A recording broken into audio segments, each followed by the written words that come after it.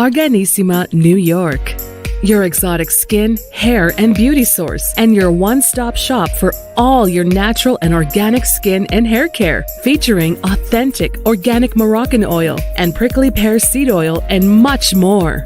Bringing you only the best, straight from the source and proudly produced in the USA.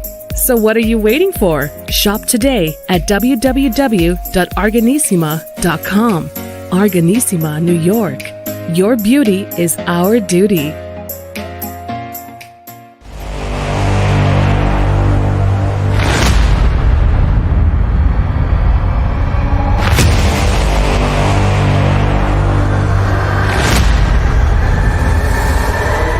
Folks, welcome back to the iHealth channel. iHealth Radio with your host, Hurricane H. New day, new show, great topic, a topic I love.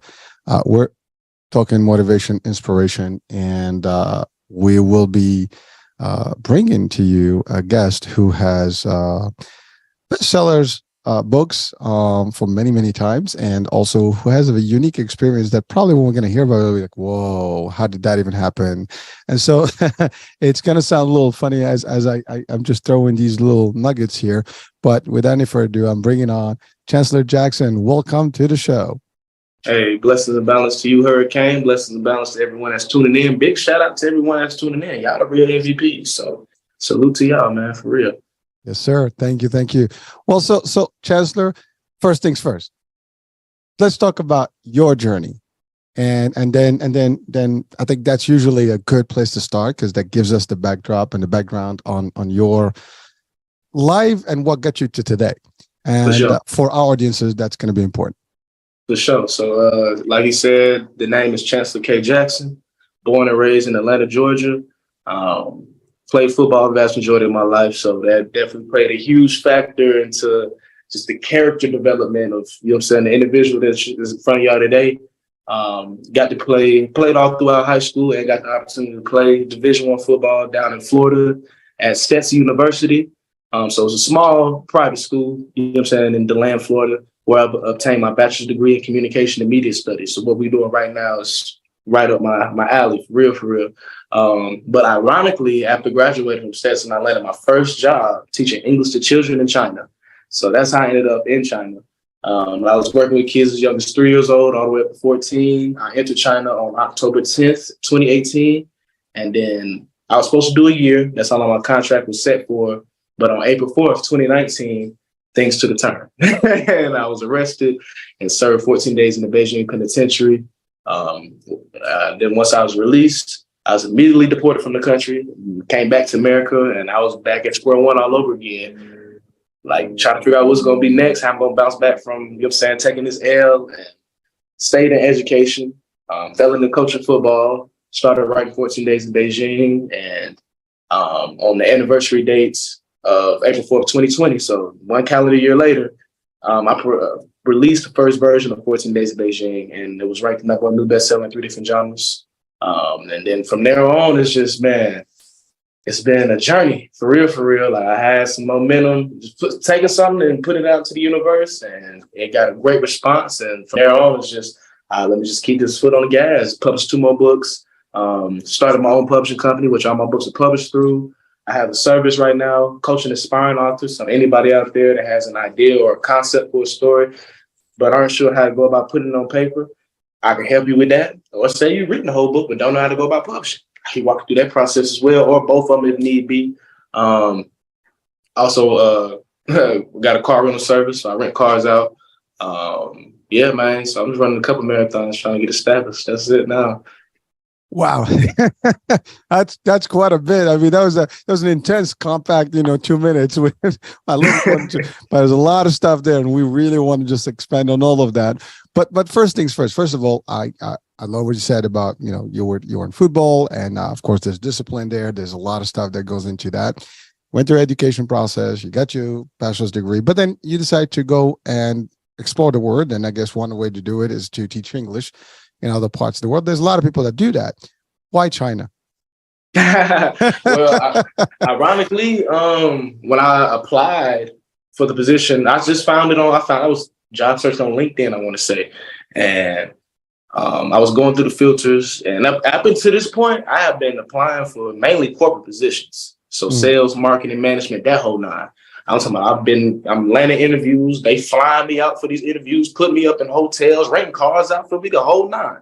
But I could not seem to land a position. And I went through this process for about 8 months straight. And they kept hitting me with the same BS excuse. Oh, you lack the experience, so we're going to go with somebody with a little bit more experience. But it's like, y'all knew that was the case when I submitted my resume. Now I got in front of y'all, the whole paradigm has shifted for some reason. I don't know what happened, but for sure, whatever you say.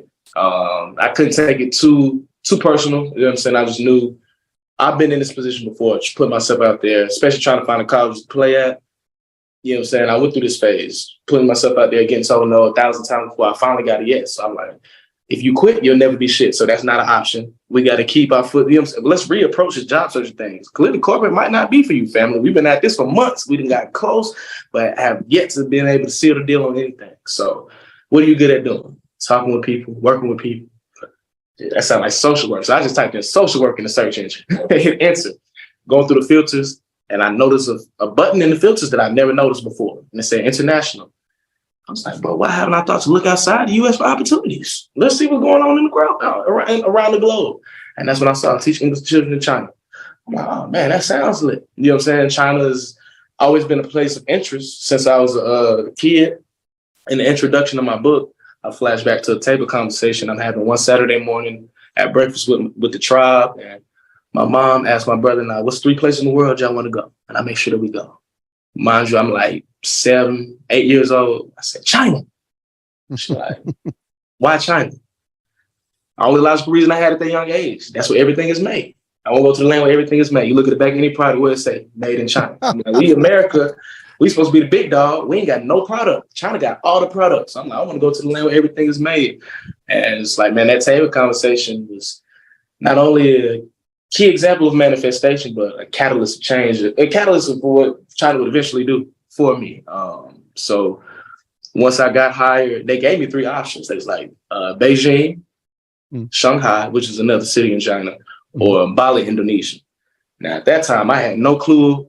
I had no knowledge about Indonesia. So I automatically X'd that off the list. As soon as I heard that, I'm like, I'm straight on that. I don't know nothing about none of that.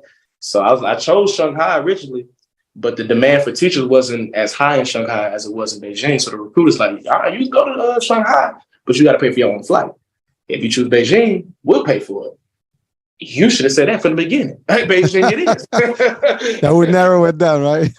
Oh, it's Beijing it is. So that's, you know what I'm saying, that's how that played out, and I ended up out there. Well, so thank you for sharing that. I mean, you put it in a nice little way, because you said something that's interesting. You were a young kid, and that was a destination that you had in mind. Now, you said it, it sounded funny, like everything is made in China. I want to go there wherever everything's made. But looking at it, hearing it from you now, you realize that you were a much younger person, and kids are kids, and they have different way of looking at the world, right?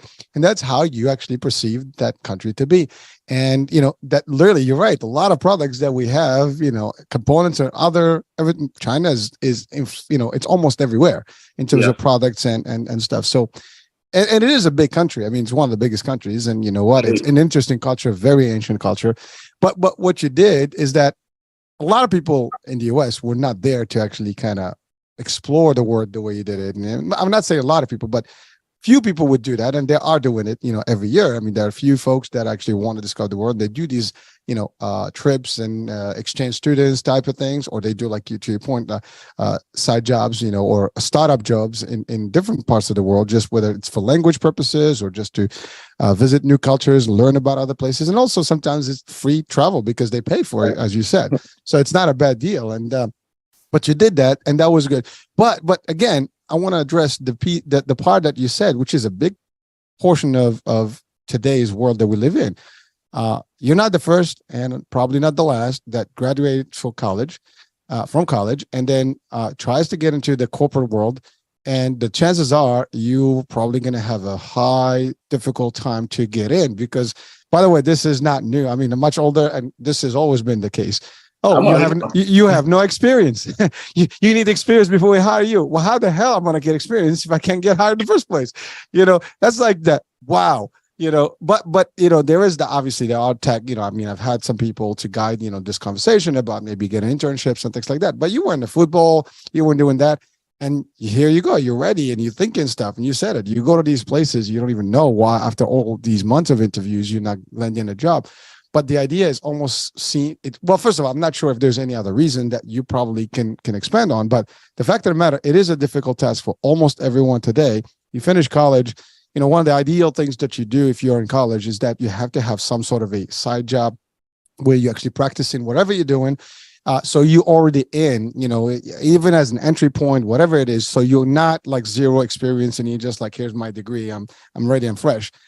Because in the real world, they want somebody with experience. Now, some jobs do. If I had met you, you would be working with me, man. I mean, I'm in the insurance space. We take everybody and we want everybody. As long as you have personality and you love people, you're in. But that's the thing. Like, there are different ways to enter the business market. And listen, my best friend, we met actually at a job. And the reason we met is he had an accounting major. He never worked in accounting. Same thing happened to him. He was not able to get in because everybody's like, well, you need 2 years. And this was like 27 years ago.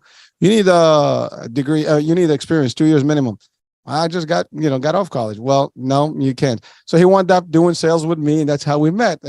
But I can tell you, I mean, for audiences, sales is a good way. Now, again, sales is a big, industry, a big concept itself, and there's a lot of ways to get in. But the idea is that it's not easy for anyone watching, listening at that age, or just about, finishing college or planning to go in college and trying to plan their life after college. This is a good way to think about, discuss it with your parents, or if you're independent, have the discussion with yourself, but make sure you do this research, get into some business aspect of things, get into some corporate way, different ways. There's always entry points, whether it's customer service, like sales is usually a good place to start, and then you find your way. When you major, then you can move up the ladder within the corporations, or at least you have some time of expertise there.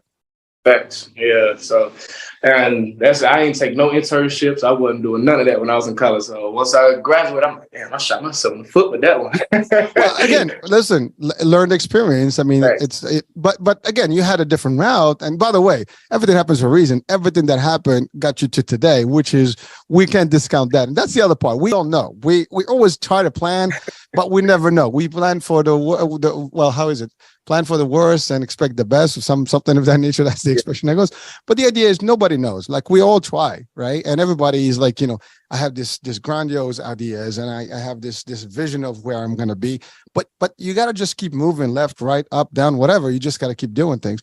But if you have a little bit of guidance, sometimes it helps. And you think that, you'll have some sort of a guidance in the college level where people can tell you like, hey, get in here, get in there. But again, you specifically, you were in football. I know that is another, aspect of it, is that you are busy because you get games, you get this, you get that. You're not going to have time to do a lot of things.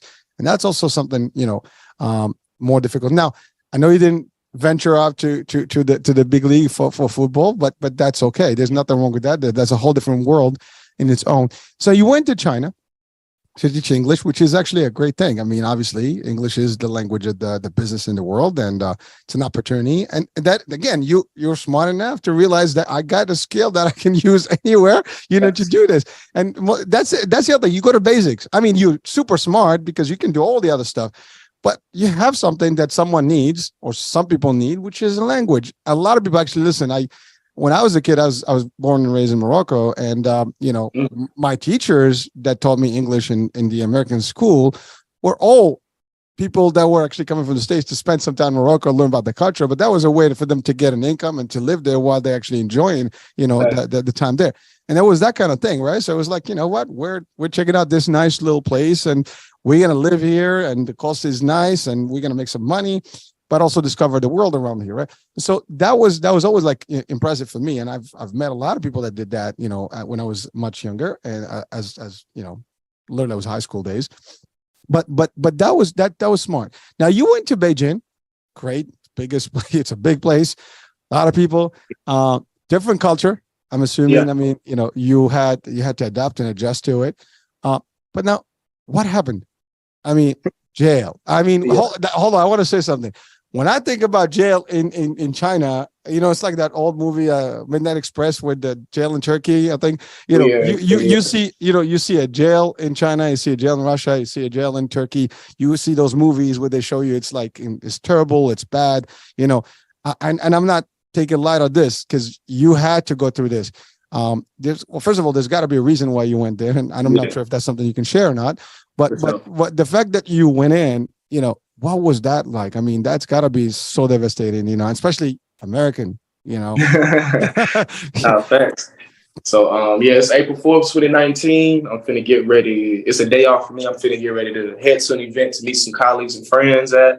And before I go, I'm like, shit, I'm pre-game. So I'm in the apartment, drinking some Chinese liquor, listening to music, smoke some cannabis, just vibing out. I finish, get dressed, make sure I got all my things before I walk out the door. And now I hear a knock. Guests aren't unfamiliar, so I'm just curious to see who it is. I look through the peephole, and there stood 3 officers from the Beijing police. Instantly, I'm spooked, sick to my stomach, like, oh shit, what they doing here? Scramble, put everything up, open the door. They walk in and question me about drugs, and I'm from Atlanta. And Atlanta is known as the city of finesse. You live by the finesse, you die by the finesse. So he asked me about drugs. I'm sitting there acting like I don't know what he's talking about, playing the straight fool. Try to divert the conversation, like, my passport, you need to see my passport, bro, because you got me confused. Somebody else, I'm going to grab a passport, the rest of my documentation. You know what I'm saying? Just trying to finesse the situation.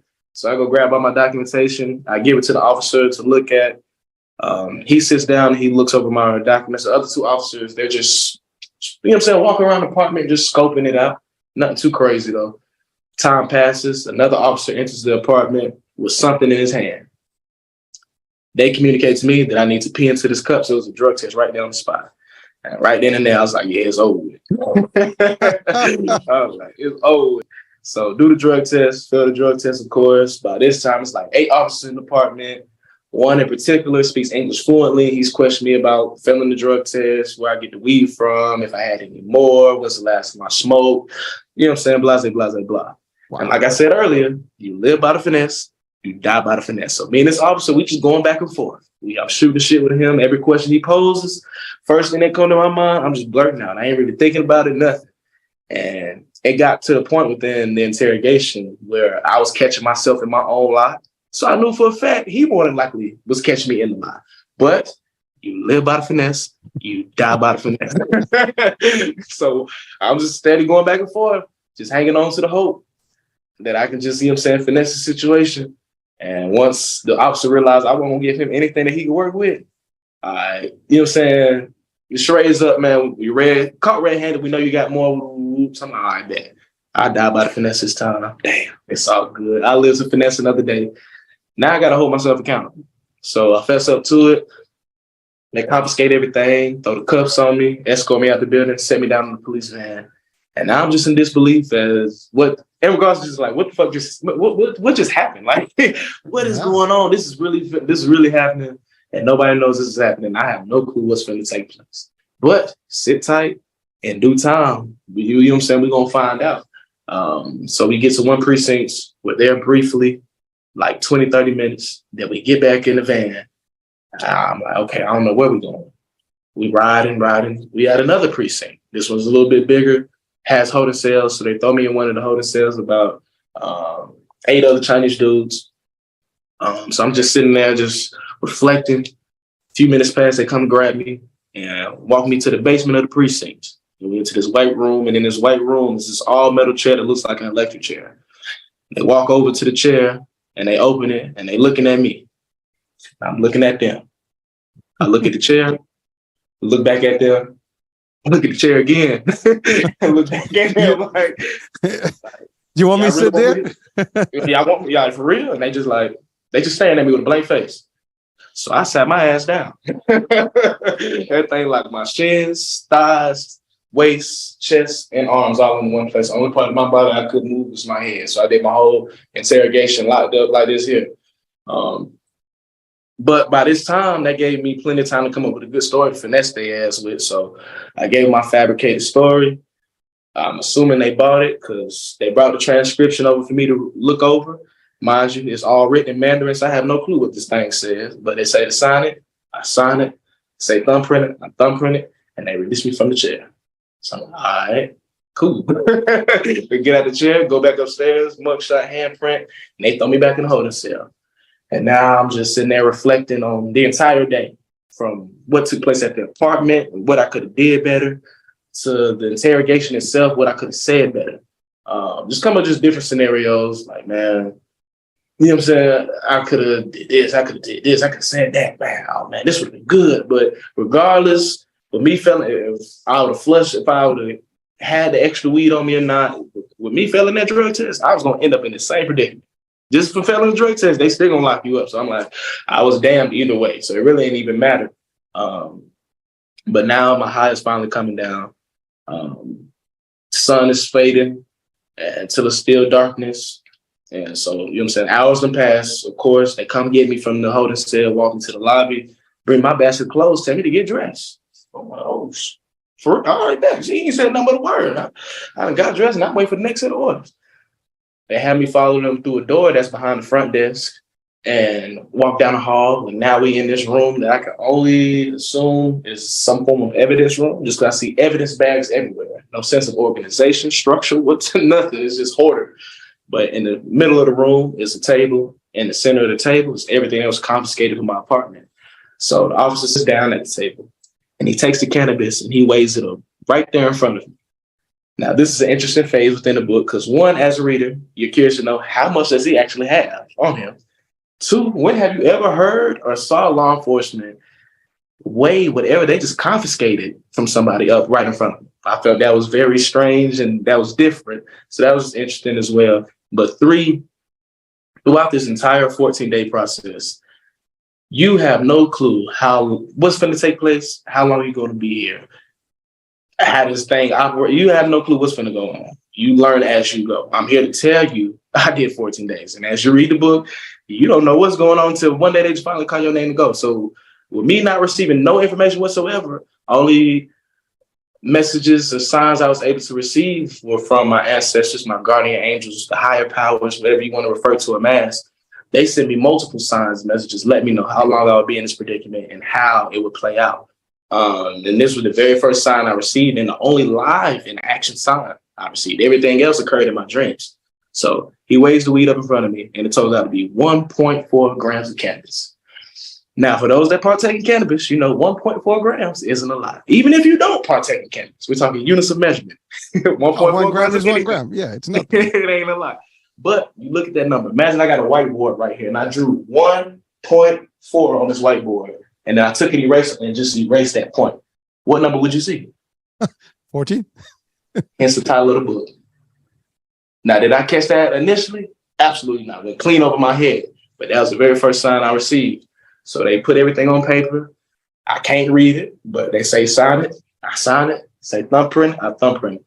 And now we in the van. I look at the Chancellor, I'm sorry. 1.4 could be 41. Depends which way you read it. I'm just kidding. But that is first of all, I didn't mean to cut you off. It's amazing that all this is happening and you have no representation, because we all have this expectation that if you're with the law enforcement, that you have like what we know here as your rights, and they have to read your rights actually up front before they actually take you. They have to actually give you the attorney, opportunity to make a phone call.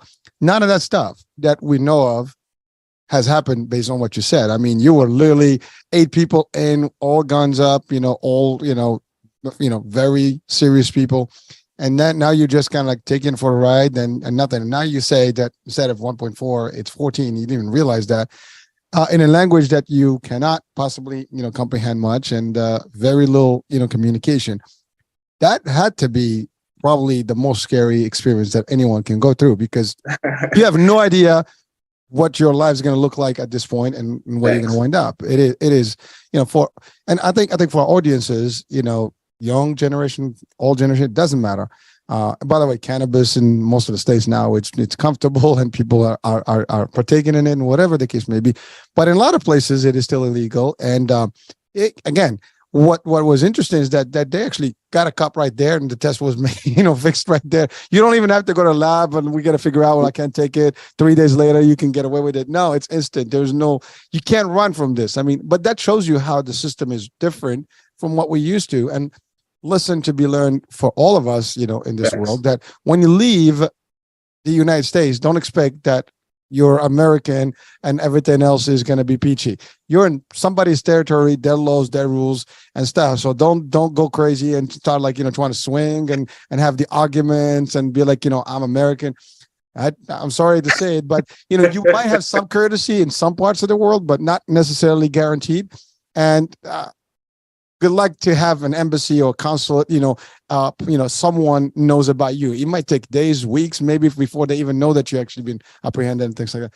So it is not that simple, folks. And so your story is just like, boom. I mean, it's just a wake up call to anyone. Listen, we all love to have fun. We all love to party, but know the rules, whatever you are, know what to do, what not to do. You don't know what happened there. You don't know if someone snitching you and said, hey, this dude is or maybe someone got busted because they sold you the stuff and now you're the client. Whatever. You don't know. And you're not gonna know. But don't do that. And then same thing. You go to a club, you have some fun. You never know what can happen to you when you're in somebody's turf. Understand? Even here in the States, I mean, some states have different laws, right? You cannot just expect that just because you're in one state, everything's gonna be the same in the other states. So imagine when you get out of the country, your protection and your rights are almost zero. Compared to what you're used to. So it's something to just lesson learn for all of us. And again, I mean, it had to be, you had to go through it, which is unfortunate, but at least thank you for taking that story and really that's lesson learned, but not just for you. You took it to the world. I mean, you're sharing it with the world. So this way, and you take it on the road right now in podcasts and radio shows because you want other people to learn from it. I mean, you could literally just kept it to yourself. Nobody even knew about it. You come back for hours on vacation and that's it. I mean, really, no one had to know. I mean, literally, you could just say, Beijing was fantastic. I was in Club Med there, Club Fed. I don't know, but you had a good time and you came back. But that's not the case, right? You come back, you decide to do something and you took advantage. You see, like you saw the good and the bad. It was a bad situation. You turned it into a real good situation, which exposed you in the work of, in the world of, writing, and best-selling book. I mean, and believe me, I would think it would sell best. I mean, it is a great, story, as sad as it sounds, but it's a helpful story. It's an educational story. It's a learning story for many. Because listen, we all are human. We all love to have some fun, and depending on when you are, the fun can actually be too extreme, and then now you regret it. Few minutes of good stuff, and then the rest of it is just bad. And we see it in movies. You don't think about it that way until you actually talk to someone who has experienced it in real terms, in real life. Not a good place. No, facts. So 14 days. So what happened then? I mean, after they give you the 14. So the 14, is that how it is? 1.4 is 14 days? Is that? Well, no, that's just that was just ironic. Like, oh, okay. I thought there was a correlation to that. I thought you would think so, but like, as I'm editing the book and I'm went over that part of the book. Okay, yeah, it turned out to be 1.4 grams. So I'm looking at it, I said 1.4, and I simply just covered that decimal. I'm like, wow. You know what I'm saying? Just like, it's just a connection. Like, you know what I'm saying? The other sign I received, it's like day 3. I'm dreaming I'm with some random people in China. We smoking at somebody's house. I don't even know who these folks are. We just smoking, chilling, talking about getting arrested for cannabis, ironically. And one person in the group said, I heard if you get caught with more than 3 grams, it's an automatic month sentence. And as soon as that person said that, everybody in the room got quiet. And then I started to hear the officer's voice on the intercom to wake us up. So I'm starting to wake up. I'm like, oh, damn, I was streaming. And I was sitting there just reflecting. Shawty said, if you get caught with 3 grams, that's an automatic month. Well, if I got caught with 1.4, that's less than half of 3. We talking about 2 weeks worth of time. Am I supposed to be in here for 2 weeks? I don't even think I can do 2 weeks in this place. This is a whole conversation I'm having. This is the exact conversation I'm having with myself. Like, you know what I'm saying? But I'm still not really thinking too much of it. But lo and behold, boom. You know what I'm saying? It's just crazy how it played out. But Chancellor, so when all this was happening, and now they I'm sure they put you in a cell and with other inmates. Now you were not sent to a formal jail. I mean, I guess you were just in the precinct at all this time. No. I actually they weighed that weed up in front of me, and I signed and thumbprinted that document. We got back in the van. I read clock on the radio. It's like 1 o'clock in the morning. These folks arrested me at like 11 a.m. So I'd have been in custody all day. Ain't ate or drunk nothing. But I really ain't even worried about none of that. Is these folks gonna let me go? That's the only thing on my mind. So I'm like, I done worked with y'all. I've been compliant. Energy been good. I'm like, there's no way they're not taking me. So we riding. 40, 50 minutes pass, and we arrive at a facility detailed with tall walls and barbed wire. I was like, oh shit, we just that's it. No judge, no nothing. Oh no. We went straight into the facility. They took me to the nurse's office to do a quick physical. Took me to the changing room to get my official uniform. He gave me my plastic bowl, my plastic spoon, and took me upstairs to the second floor with a manor house. We get to cell 209. Mine's just like 4 o'clock in the morning at this point now. So the CO opens, everybody sleeps. CO opens the door. Instantly, my psych is thrown by the setup of the cell. The setup of the cell ain't nothing but a big rectangle. I say 15 yards in length, 10 yards in width. And the bunks, the beds, which are nothing but wooden planks, you take one big step into the cell, and then the beds start and they stretch all the way to the back. On the beds, I describe it as a slumber party. All I see is a huddled body sleeping. Across from the slumber party are 2 Chinese inmates standing up against the wall, wide awake, watching them sleep. So, of course, with them being awake, we make eye contact. The last thing they expect to see come walking through this door was his brother with locks. The last thing I expect to see was 2 Chinese motherfuckers watching other Chinese motherfuckers sleep. So we just got this awkward moment of just eye contact, trying to feel each other out, like, what's going on? What these folk got going on? So I do a head count. All right, including me, it's 15 of us in this cell. I count the beds, 9 in total. And it makes sense why it looks like a slumber party. To the left, it's the bathroom. It's its own separate room. All the walls made of glass, so everybody in the cell can see inside. You have a regular sink, a squat toilet, so pretty much a hole in the ground you got to squat over. And the shower ain't nothing but a water hose with a shower head duct tape to it. You got black mold coating the walls, gnats and insects and stuff flying around. So it's not the most sanitary place, to say the least. So I approached the slumber party trying to find a spot to lay down. And one of the inmates taking watch, wake 2 people up to make room for me, and they do. They have me set my bowl and my spoon in the cubbies. It's up underneath the beds. I just lay down between these 2 Chinese dudes with my hands on my chest like this here, and staring at the bright light on the ceiling. And that's when reality fully kicked in. Wow. I mean, listen, I hear you laugh now, and I guarantee you at that point, I mean, you were, I don't know what you were feeling, but you said reality hits and it's not going to be a fun. And right at this point, you don't even know how long you're going to stay there. Exactly. I'm like, damn, boy, this is what I said to myself. All right, well, we in here now. We don't know how long we're finna be in here. Nobody knows we in here. We don't even know how this process works, how the jail operates, none of that. You know what I'm saying? You in this bit with 14 other Chinese men, none of which you can talk to. No English. It's not looking too good. I'm like, it's not looking too good, but hey, we have to hold ourselves accountable. We can't get upset or place blame on anybody for us being in this predicament but us. So with that being said, I'm gonna have to take this to the chin. We gotta take this to the chin. Now, moving forward, what needs to take place for, you know what I'm saying, to speed up this process so we can get up out of here? Well, people got to realize you're here first thing first. All right. So what needs to take place in order for that? Well, you were supposed to meet colleagues and friends at that event today, and you didn't show up. I'm sure they called you and you ain't answered. Is that a red flag? No, not necessarily, but you know what I'm saying? It's weird. Now, if you don't show up for all your classes come Saturday and Sunday, our busiest days out of the week, all hell is breaking loose because now they got to find somebody to cover all those classes last minute. And 2, one of those colleagues we was gonna meet at that event, me and her worked at the same school, and she from Atlanta too, so she already gonna know. All right, he ain't show up to the event. We calling, he ain't answered. Now he ain't showing up for work, and we calling, he still ain't answered. Red flag, something is wrong. All right. That's one phase. The other phase, it's a big city. Anything can have happened. So for sure, but you know what I'm saying? Like, this been my dog since I done got to Beijing. You know what I'm saying? We both in the city. So yeah, that's, man, come on. We grew up sharing, we grew up together. So I'm already know, I'm like, boom, she gonna know something is up. And she gonna definitely spread word to start looking for me. The other phase is I had a girlfriend at the time that still lived in America. We talked regularly. I said, when I don't respond to two of her messages, all hell is breaking loose. So I'm like, I know I'm acting. You know what I'm saying? Where the hell are you? What's up?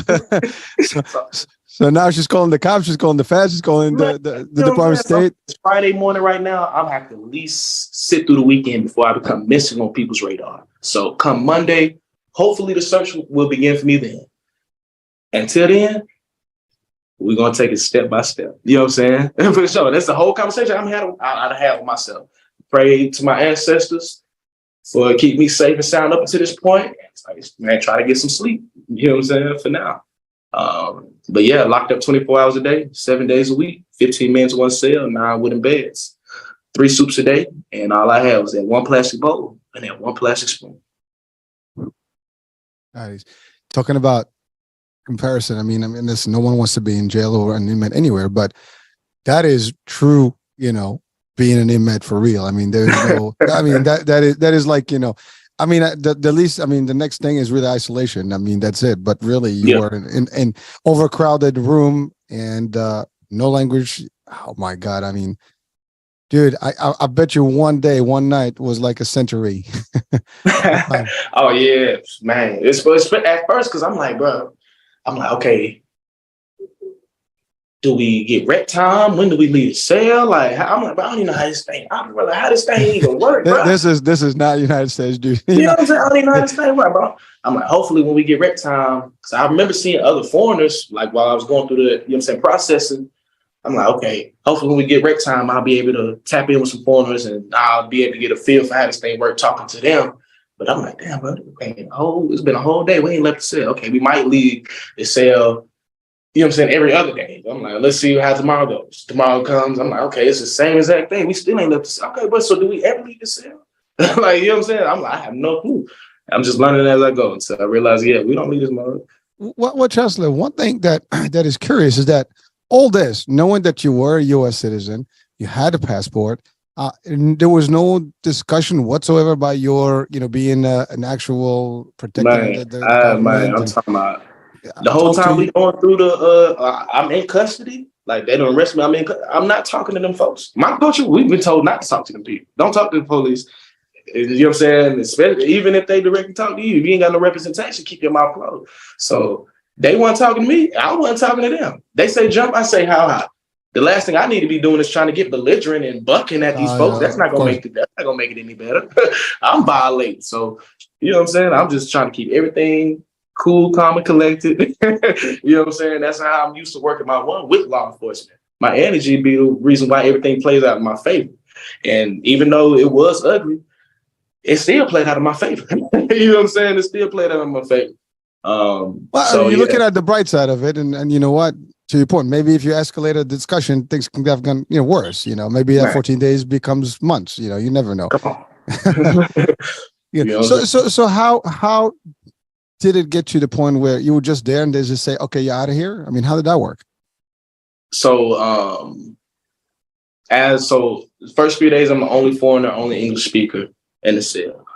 So on day 4, chapter 4, I moved to a new cell, and in that new cell, I'm amongst other foreigners, 3 other foreigners. One is a Russian dude from Russia.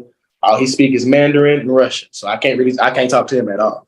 The other foreigner is a Chinese American from California, English and Mandarin. So, you know what I'm saying? I could tap in with him. And the third foreigner was a Brazilian from Brazil, fluent in Portuguese, Mandarin, and English. So now I have people to talk to. It's a bright side of the story. Now this is when the whole story shifts now, because hey, we got to introduce some more characters. We got some people we can communicate with. And you know what I'm saying? Now we can start connecting the dots as far as how this process works. It is crazy. Once I meet these new foreigners, everything was explained to them. This whole process, what they're specifically locked up for, how much time they serve, and they know everything to the fullest extent. And they sit there ask me all these questions. I have no clue what to tell them. And they just blown away, like, they didn't tell you this, they ain't let you do this, they ain't did. I'm like, but no, I'm just here. And they just, you know what I'm saying? They blown away too. I'm like, yeah, for sure. But that's what makes my story what it is. You know what I'm saying? But I learned how the jail operates, the rules of the jail, and how this process eventually works. Okay, we got to meet with the immigrating rule. Okay, for sure. Now, how long am I going to be here? Nobody, I just have no clue. Everybody else know they set time. I just don't. So I'm here to tell y'all, therefore, as you read the book, but you don't know what's going on. You waking up every morning to hear some information, going to bed disappointed. Until one day they just, hey, come on. You like, me? For real? Damn. It's like that. That's it. Come on. Damn, for real? Now they came in, they just said, time's up and you're out. That's it. They said, come on. And I'm just in disbelief. Like, damn. So here's your clothes, is everything, and you're out of here. They took me took me back downstairs, you know what I'm saying, had me change my clothes, signed some more documents I couldn't read, and then took me straight to my apartment to pack up the rest of my stuff, and then straight to the airport where I was deported from the country. Wow. Where did they send you to the States or some other country? Oh yeah, I went back to America. Oh, straight up. Back to Atlanta. Wow. And then when you got here, how was that? I mean, it was a process still. It was adjustment for sure, because like, man, I was submerged in Beijing. You know what I'm saying? Fully submerged. So it was, man, just adjusting back to the vibrations of Atlanta and America, driving and all that other stuff. And my money's still over there in China. You know what I'm saying? I done lost everything, spent 2 weeks. You know what I'm saying? A girlfriend I had at the time. Coming back to America, realized that's not a thing no more. So I was down bad when I got back. It was not pretty. No, but through the, like when you got here and the customs, was there like you had to? But literally, if I didn't write, like you said, but if I didn't write this book, but nobody would know this happened. Nobody would know. Oh, dude, man, this is amazing. I mean, it's crazy. But you know, so what advice would you give to people about this particular experience? I mean, I think we alluded to some of it, but coming from you, like you who had been through this whole hellhole, I mean, if you want to call it that way, what advice will you take our young, crowd, or anybody for that matter? Just what would you tell them? Definitely, like we said earlier, before you take your ass to any other country, do your research. You know what I'm saying? Thorough research on the vibrations of that land, the rules, laws, culture, everything. Ideally, if you know somebody that lives there, that's going to be your best bet. Now you have a full tour guide. They know everything. You know what I'm saying? So now you're going to be in better hands versus you just out there winging it by yourself. So definitely do your research. If you know somebody, good. If you don't know nobody, make a friend for sure. And just, you know what I'm saying? Just follow the rules, of course. And if things do go left, man, stay calm, cool, and collected. During the fog of war, this is when the real leader thrives. And most people in that situation, when everything popped off, would have lost their mind and would have been a completely different scenario. So just staying even keel, staying level headed. You know what I'm saying? I learned that from football. So can't get too high, can't get too low. Thank you. And you know what I'm saying? Never let no hard time humble us. Take what you need to take away from the situation. You know what I'm saying? But don't let a negative situation turn you sour, bitter, you know what I'm saying, discourage you. You know what I'm saying? Don't let that have a negative effect on you like that. Well, thank you for that. Now, when did you decide to write the book? World. So I got back in April 2019. I didn't start writing the book until like July 2019, that summer. And that happened because I was with one of my friends. When I was locked up in Beijing Jail 6, I was like, all right, when I get out of here, I was like, I need to link up with my partner, so-and-so. I don't know. I just know once I link up with him, we're going to talk about it, we're going to powwow, and I know we're going to be able to come up with something, or we're going to be able to do something with this whole situation. I have no clue what it is, but I just know I need to link up with him. So I was kicking it with him, and he was like, hey, bro, you should write about experience. I was like, boy, that's a good-ass idea. I don't even know where to start, but that's a great idea. He took it further. Took my phone, went to my notes, left me a 5-layer outline. And I just started filling in the outline. And when we doing that, I caught a flow. I wanted to tell the story. So I moved it from the notes on my phone to a Google Doc to type it up. 4 months later, the story was written, and then just spent an additional 6 months getting it ready for publishing. All right. Well, so I have a question, Chancellor. You were almost out of the grid for 2 weeks. No one knows about you. You were just completely disappeared basically, right? What was the reaction of your folks out here? I mean, your friends. I mean, did I think you were no longer in this world? I mean, you just kind of cut off communication, zero communication, knowing that you're in a very, far place. What was that reaction when you just showed up? Hey, I'm back. So definitely a lot. I didn't even tell a lot of people when I embarked on the journey. You know what I'm saying? I kept it really to myself. I told select few here and there, but aside from that, a lot of people didn't even know I was out there. And then for those that did know I was out there, man, with the time difference, 12, 13 hour time difference. So it's like communication, it barely exists then.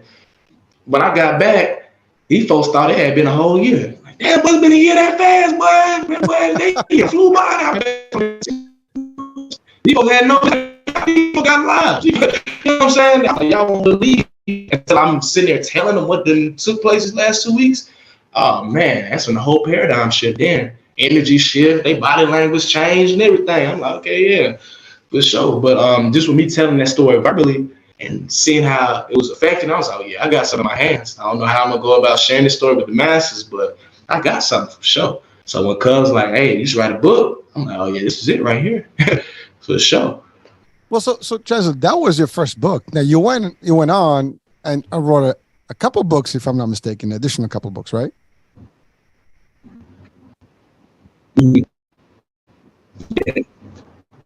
Yeah. I published one book. All the books is a trilogy, and it's telling one long story. All right. So you have 14 Days in Beijing. That's book 1. You Love, You Learn. Book 2. Real Love Never Dies, book 3. And You Love, You Learn, and Real Love Never Dies, pretty much, it's a romance saga. So it's pretty much, so a lot of women that read 14 Days, they was like, okay, you talk about this girlfriend you throughout the book, but you never get to actually speak to her. Then once you're released, that's the end. So what happened with you and her? How that story play out? We want to know on y'all. So I'm like, all right, bet. So that's when the You Love, You Learn takes place. It's really the prequel. Book 2 is really the prequel. So it takes place when I'm in college still, and that's when I met her, and it was my junior year, and then it carries over to my senior year of college. And Real Love Never Dies touches on me graduating, landing the job in China, the different stuff I was on in China before getting locked up, and then of course what took place after those infamous 14 days. So it's all telling one long story, but just with a little twist on it. You know what I'm saying? Still drama, still juicy, and all that stuff. So Chancellor, do you regret everything that happened to you, or you look at it different? If that didn't happen, you wouldn't be who you are today. Man, when football came to an end for me in November 2017. Just last game of my career. You know what I'm saying? Ain't got no injury, none of it. It's just last game. Last time to hang these cleats up. I already know NFL ain't in the picture. Damn, Chance. But what's next? What we finna do? Who are you? What are you good at doing? What do you like to do? What do you want out of life? Who do you aspire to be? What do you aspire to be? What's your purpose? I couldn't answer any of these questions. So, but I'm like, I got to work. You know what I'm saying? I just got to start somewhere. So it took applying for them corporate jobs, getting told no, to finally, you know what I'm saying, getting told yes. It took all that for sure. To now sit and elaborate on myself thoroughly. Thoroughly, I wear a lot of hats now, a lot of titles for sure. Well, so you are also now taking it on the road and coaching people about writing books, about, maybe just how to structure themselves better. What kind of work that you do right now, and which form do you help people specifically? Yeah, so I have a client named Anthony McKinney who published his book through Colette Publications LLC back in October last year. I met him in 2021, early 2021. On a podcast show. He was a guest as well, and I'm just sharing my story. So he was like, after the interviews, like, he put me to the side, like, hey, bro, I've been having this idea for this book. I don't know how to go about writing it, but this is something I really want to do. I'm like, let's do it for sure. I've been trying to help plenty of people up to this point, we get to a certain part of the phase and people just stop. I don't know why. You know what I'm saying? I don't know why. So I'm like, let's do it. This was the very first person to see it all the way through. And literally, he started from the very, just like how my partner did me. Start off with, help him put together outline, and then showed him how to do just go. Now the outline there, bro, you just start filling it in now. And now once it's all filled in, now we can go back, edit it, perfect it, structure it. Let's get the cover. All right, let's start setting it up. You know what I'm saying? Walking through the whole process. And upon his release, he was ranked the #1 new bestseller in 2 different genres. Wow. And so now this is your thing. I mean, now you are fully invested into helping others go through the process, put in the book, the outline, writing them, going through the actual publishing, and helping them through the whole process of publishing a book. And do you also do any talk shows? Well, I mean, you do talk shows right now. Do you do any like coaching type of thing for maybe the youth or anything, or not yet? Yes. I started, became a life coach in 2021 as well, and we was working with at-risk teens in my county. So kids that got arrested for drugs, you know what I'm saying? The judge is like, y'all can do this time or y'all can join this program and rehabilitate yourself. So they chose to join the program. My former track coach from high school, he has a nonprofit organization called the UMA Foundation, Uplifting America's Youth. It was founded back in 2005. So he partnered with this other organization that those kids was a part of, the program those kids was a part of. We partnered together and we used 14 Days in Beijing as a part of our lessons, pull our life skills from. So we just read a chapter and I had discussion points for us to discuss at the end of the chapter. And we've been starting 2021, working with kids, all different types of backgrounds, all different ages, you know what I'm saying? And it's been lit, you know what I'm saying? I never thought I'd be doing anything. You can tell me I'll be doing anything I'm doing right now, but you know what I'm saying? That's been a vibe. And then of course just coaching football, that's definitely life skills and stuff. And majority of my players on Instagram, they see everything I got going on. You know what I'm saying? And I'm like a big brother, big cousin to them for real. So what's next, Chancellor, for you? Man, we're going to keep running these marathons, man. We're going to keep building, you know what I'm saying, building on top of this foundation. Corlett Publications, LLC will be a household publishing company in the future. Rest assured that. We're going to get some more authors up underneath our book. I'm going to continue to grow this car rental service I got 3 cars on the fleet right now. So keep running that marathon. Going to expand to Airbnbs, and rental properties. What else? Going to keep, I'm teaching. I don't see myself in those fields, at least teaching curriculum, you know what I'm saying? Now, as far as life skills and other endeavors, for sure, I definitely see myself doing that. Public speaking, I see myself doing a lot of public speaking events, TED Talks and stuff like that. Definitely just want to continue to travel, host retreats, you know what I'm saying? All that for sure. So just continue to run these marathons. I want to turn all these books into movies, you know what I'm saying? Sure, some type of film. And I think that'll be lit. Animes, it don't even matter. I want it on the big screen for sure. So yeah, man, just continue to run these laps and continue to build on everything I done already laid down. All right. Well, listen, that's a lot of stuff, and we're coming to the end of the show right now. But where can people get the book? Amazon, I'm assuming, Barnes & Nobles, that kind of thing. Yeah, so available on Amazon as well as my website, chancellorkjackson.com. For my non-readers out there, you can listen to the audiobook for 14 Days in Beijing. It is available on YouTube, SoundCloud, Spotify, Anchor, and Apple Podcasts. And I'm narrating it. It's a vibe. So definitely get your popcorn ready for that. Y'all want to find me? I'm on every social media platform except TikTok. You ain't going to find me on there, but you find me on everything else. Just Google Chancellor K. Jackson. You'll find other interviews I've done, my website, any aspiring authors out there. Tap in with your boy. You know what I'm saying? Go to my website. We can sign up for a free consultation. We can tap in, see we're a great fit for each other. We can make this thing happen. No cap. No cap. Excellent. So what advice would you give our audiences before we part today? For sure. I want to leave y'all with this message, and it's from Nipsey Hussle. For y'all that don't know who Nipsey Hussle was a mogul. philanthropist, philosopher, serial entrepreneur, well known for his music and his clothing line. And the message goes, long-winded, running through this life like it was mine. Never settling, but setting every goal high. 1,000 burpees on path to my own self-destruction or success. But what is a mistake without the lesson? You see, the best teacher of life is your own experience. And none of us know who we are until we fail. They say every person is defined by their reaction to any given situation. Well, who would you want to define you? Someone else or yourself? Whatever you choose to do, homie, give your heart to it. Stay strong. Wow, that's pretty deep, man. Thank you so much for that. That's I think that's a lot of juice, a lot of mojo, a lot of motivation right there for people, and it's spoken truly and gratefully by you. And listen, dude, I mean, I know you've gone through some tough time and a real unfortunate circumstances and situation, but again, you made the best out of it, and it's really given you a whole different. This is the part where sometimes we don't know.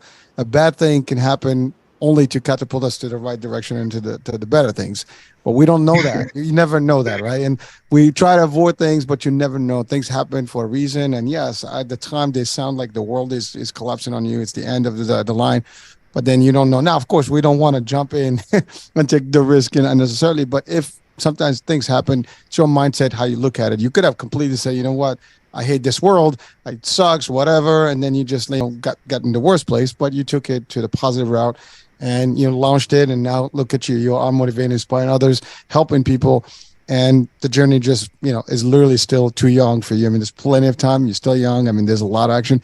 I'd like to eventually bring you back, maybe in a year or two, and see where you at, and just continue the discussion, man. All right. For sure, man. Appreciate you having me. For sure, man. No, thank you so much, Chancellor. I appreciate the time. I appreciate I have to say, not everybody is willing to talk about some of the personal stuff, but you took it on the larger scale, and you know what? You didn't keep it for yourself, and that's actually admirable and respectable. So I respect you for that, man. Appreciate it. And big shout out to everybody that's tuned, man. If y'all stay in tune for the whole episode, hey, man, real MVP, like I said earlier, it's for real. Thank you. So, folks, I hope you enjoyed our show today and you've learned a lot. And do follow Chancellor's work and his site, his all the stuff that he's doing. There's plenty to learn here, and please do. So, that being said, we're at the end of the show. I'm Hurricane H. We'll be talking soon. New day, new show, new topic. Talk soon. Bye for now.